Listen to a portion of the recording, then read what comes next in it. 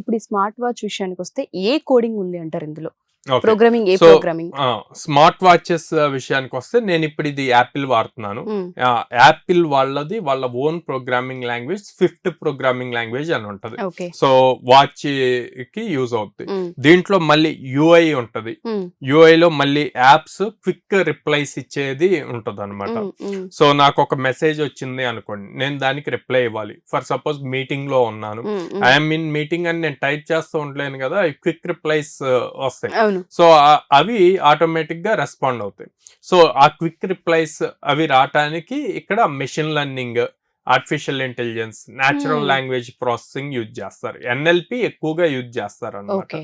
So నేను ఇప్పుడు Apple watch, నా చేతికుంది యాపిల్ వాచ్ కాబట్టి యాపిల్ వాళ్ళ ప్రోగ్రామింగ్ లాంగ్వేజ్ 5th అని చెప్పి ఉంటది. యాజ్ వెల్ as దాంట్లో ఉన్న అప్లికేషన్స్ ఫీచర్స్ యూజ్ చేసుకోవటానికి natural language processing and ML, Siri అందరికి తెలుసు, ఏ సిరి రెస్పాండ్ అవుతూ ఉంటుంది. సో అది దానికి సిరి ఏ అని చెప్పి ఉంటది. సో ఇదంతా వర్క్ అవటానికి మళ్ళీ పైథాన్ యూజ్ చేస్తాం అనమాట. సో ప్రతి యూజ్